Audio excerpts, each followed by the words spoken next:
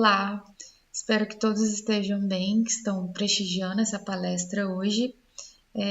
Queria primeiramente falar que é um prazer estar aqui participando do 4º CONAGRO, do Congresso Nacional de Agronomia Online, e espero que vocês aproveitem esse momento com esse tema tão atual, Meu nome é Keila Tavares, eu sou engenheira agrônoma pelo Instituto Federal do Sudeste de Minas e também possuo mestrado e doutorado em zootecnia pela Universidade Federal do Paraná.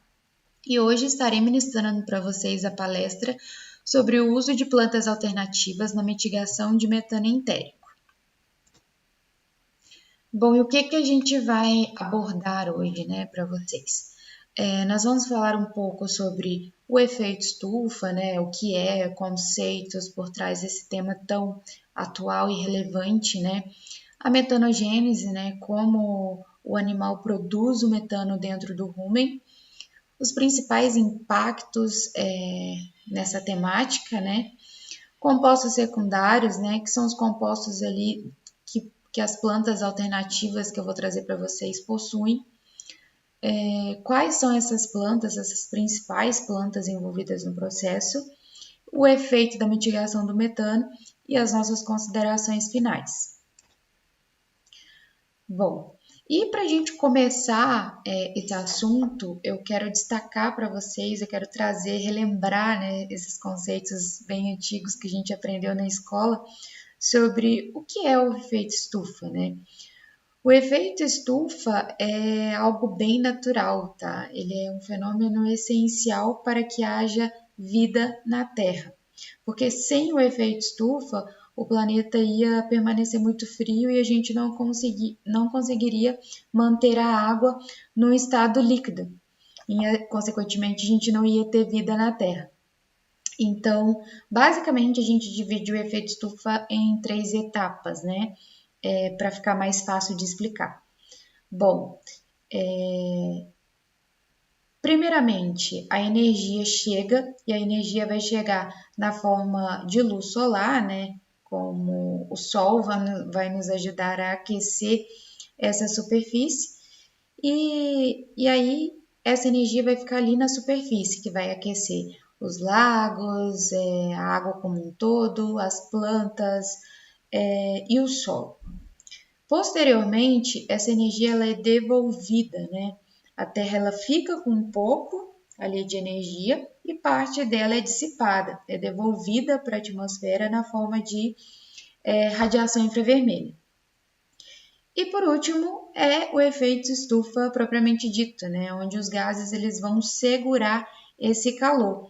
E como que eles seguram esse calor, os gases ali presentes na atmosfera, CO2, CH4, juntamente ali com o vapor de água, eles vão reter parte desse calor ali em volta, do planeta Terra, impedindo com que esse calor escape totalmente. E aí vale a gente salientar, a gente pensar na questão do cobertor, naquela ideia do cobertor, que a Terra ela está em volta de um cobertor que ele não impede totalmente a saída desse calor completamente, Ele segura uma parte, mas mantém o planeta continua quente e na medida certa, Nada ao extremo e que é o que a gente almeja, Então o efeito estufa ele é um fenômeno que ele deve acontecer, para que haja vida na Terra. Porém, o que acontece é o quê? É o excesso. Tudo em excesso na nossa vida, ele traz algum malefício. E de onde vai vir esse excesso? O problema está quando a gente aumenta, essa quantidade de gases ali na atmosfera, de uma forma exorbitante, E de onde vem? Da própria atividade humana, Primeiramente ali das queimadas, do desmatamento, da queima de combustíveis fósseis, das indústrias e da própria agropecuária como um todo. Bom, trouxe aqui para vocês também alguns dados de emissões, Só contextualizando para vocês, atualmente a gente tem mais de 234 milhões de cabeças, tá? Isso é muita coisa, é muita coisa. E desse número gigante, cerca de 39,1% emitem, né, a fermentação entérica. Então, a gente tem uma produção de 39,1% de fermentação entérica, sendo 7 a 12% oriunda do próprio esterco desses animais e 45% da produção de alimentos. Tem o arroz, tem a produção de alimentos como um todo, que também envolve a indústria, né, como um todo, que gera essa quantidade exorbitante de emissões. E aí vem aquela pergunta, né, que todo mundo quer saber, que é um dos principais gargalos aí dentro da pecuária. Como o metano ele é produzido no rumen, né? A gente falou de várias coisas, mas no rumen, como que é? Como que ele se forma, né? Bom, ele é formado através da própria alimentação do animal.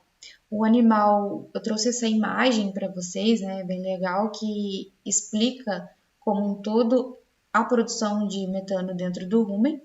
Então, primeiramente ali, tem umzinho ali, primeiro tem a gestão do alimento, né? Geralmente os ruminantes eles se alimentam em alimentos ricos ali em fibras, né? Alimentos bem fibrosos, como por exemplo pastagem, silagem, que é o que ele se alimenta. Só que o ruminante ele não consegue digerir sozinho esse alimento. Então pensa ali dentro do rumen, né? Como vocês podem ver na imagem, a imagem ilustrando. Dentro do rumen a gente vai ter a presença de alguns micro-organismos que vão ajudar ali na quebra dessas fibras e carboidratos que estão ali presentes no alimento. Então, esse momento de quebra vai acontecer o processo fermentativo ali dentro do rumen, né? Na cavidade ruminal. E, por último, a gente vai ter uma geração de metano, que é expelido via eructação, que é o que a gente chama de arroto do boi, né, ou flatulências, né, erroneamente, né. E então o que a gente mais chama ali é sobre a eructação.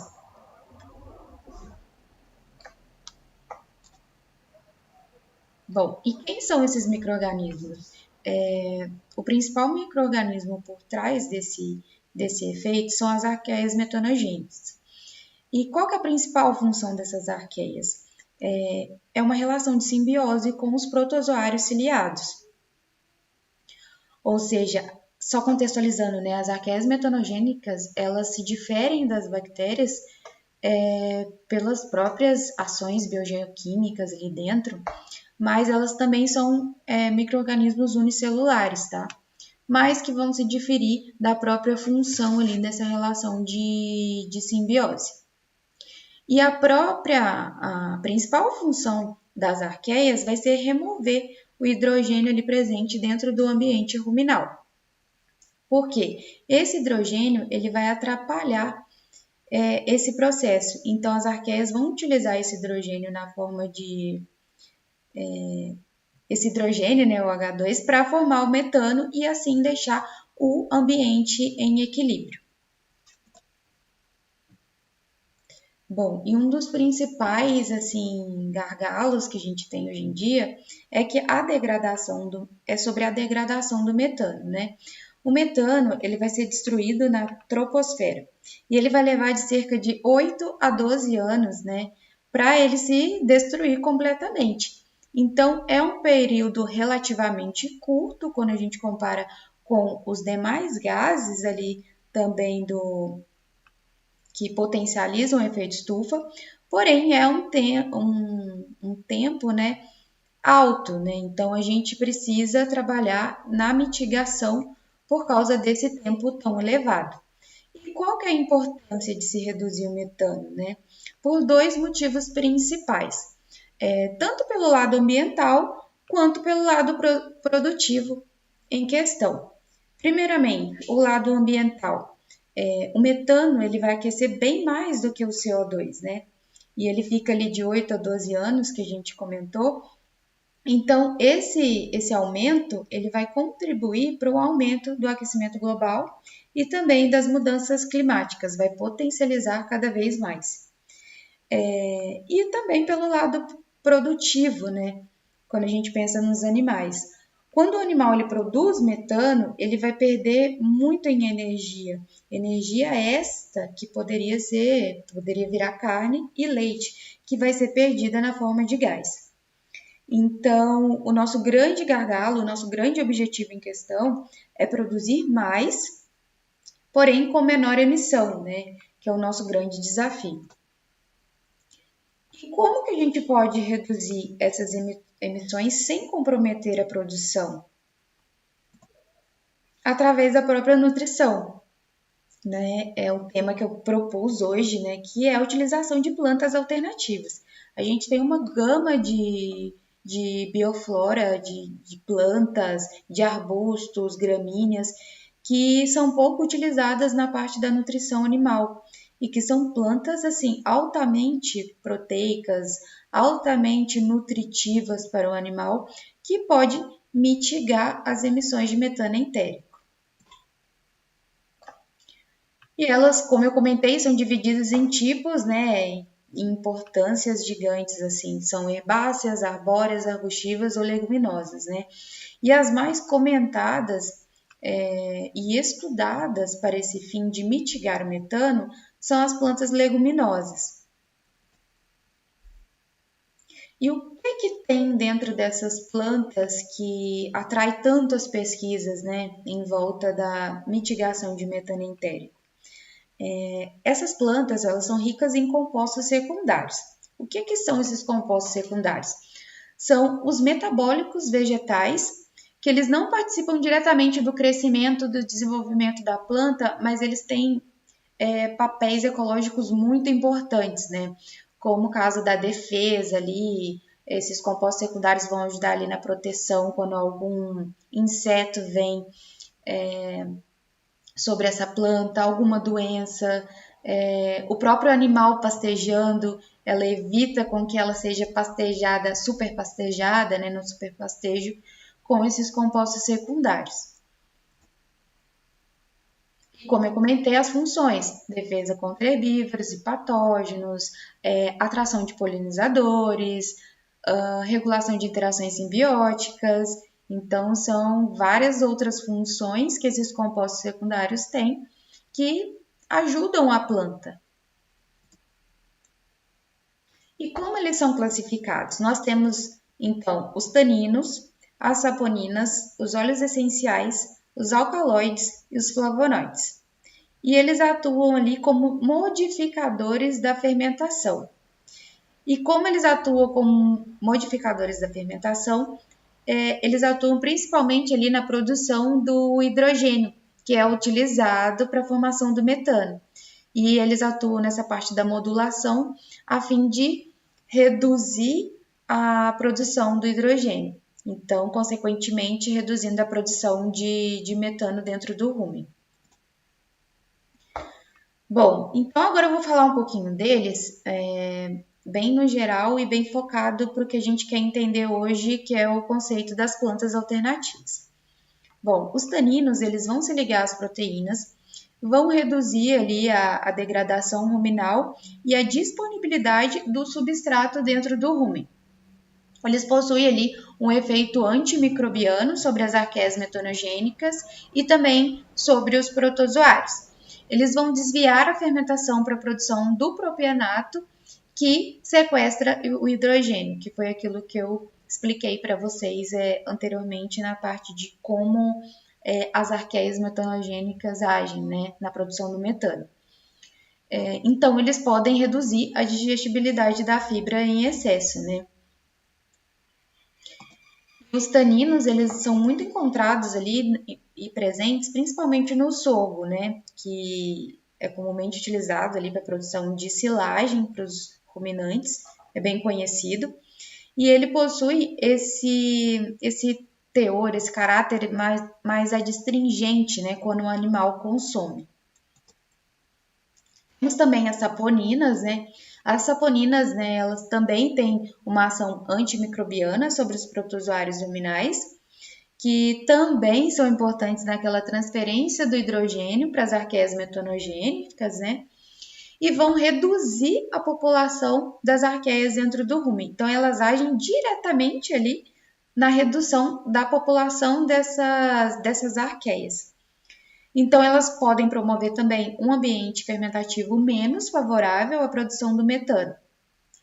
Porém, a dosagem, né, tanto tanino, alcaloides, como todos os outros que eu vou citar, a dosagem ela precisa e é fundamental para a gente evitar efeitos tóxicos nos animais. E também acaba que o animal, por causa desse efeito mais adstringente, o animal não consome. Também temos os óleos essenciais, né? Os óleos essenciais, eles vão inibir seletivamente as arqueias metanogênicas, né? O mesmo conceito, né, dos compostos secundários anteriores. E sobre as bactérias ali, sobre as arqueias metanogênicas, e vão alterar a fermentação ruminal, reduzindo então a produção do acetato, que é o precursor do metano, e vai favorecer a produção do propionato, que é o que a gente quer, né? Então, eles conseguem reduzir a atividade das enzimas responsáveis pela metanogênese. E trouxe para vocês aqui alguns tipos de óleos essenciais que vêm sendo estudados, né? Aí eu citei Stella e seus colaboradores de 2017, e eu queria destacar para vocês principalmente o orégano. O orégano, ele vem sendo estudado bastante, assim, com o foco é reduzir metano, pelo óleo essencial do próprio orégano, né? Então, são várias pesquisas que estão sendo desenvolvidas, né? Tem algumas pesquisas da USP mais atuais, no qual eles conseguem ali diminuir a amônia e o nitrogênio urinário, né? Em todos ali os que eles testaram, né? Então, e também diminuir essa proporção do substrato, né?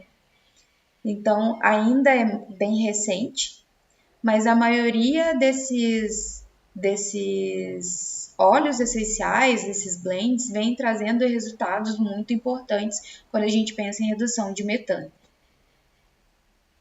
E também, né, vale destacar que é mais fácil ali, talvez, pela planta possuir muitos compostos secundários que possuem esse caráter mais adstringente, é difícil o animal consumir em quantidades mais elevadas, que seriam bom para reduzir o metano de uma forma mais eficaz. O óleo ele pode ser melhor para você trabalhar, né?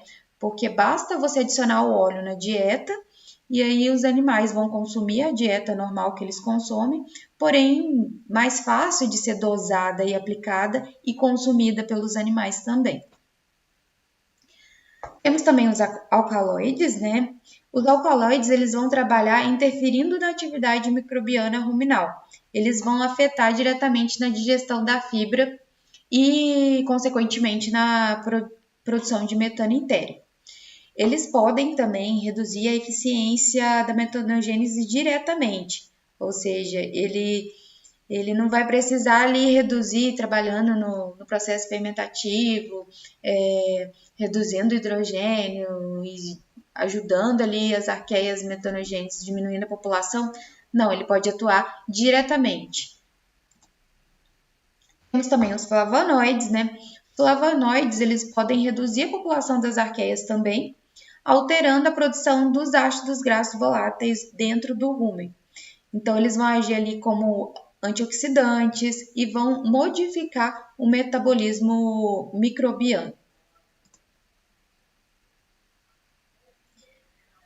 Bom, aqui também eu trouxe para vocês, né, algumas diferenças ali em relação aos compostos secundários, né?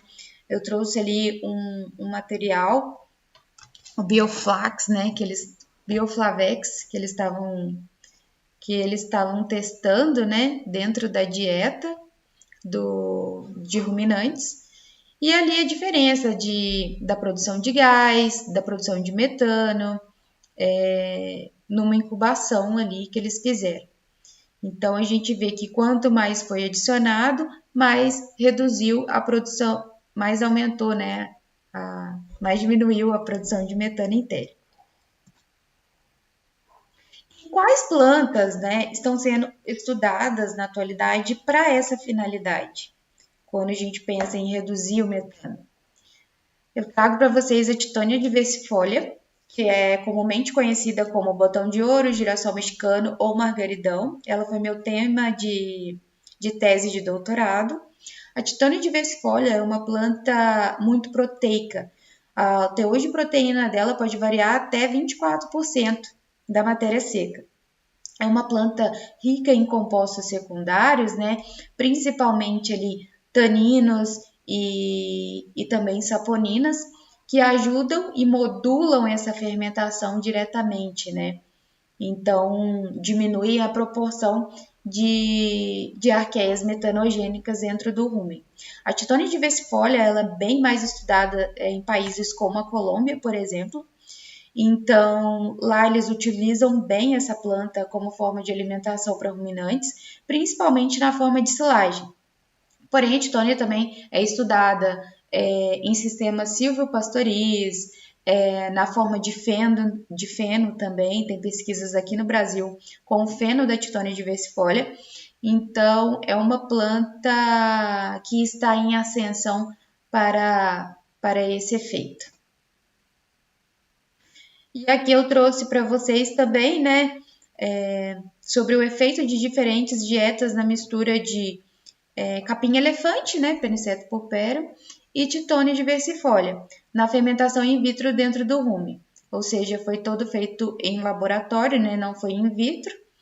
Porém, a gente nota que, à medida que se coloca a Titânia, a proporção de acetato ali, ela, à medida que se põe, ela diminui um pouco, né? Dipropionato também, butirato, acetato e o que a gente quer de fato, metano. À medida que a gente aumenta a proporção de Titânia na silagem de Peniceto purpureum, a produção de metano diminui, que é o que a gente almeja.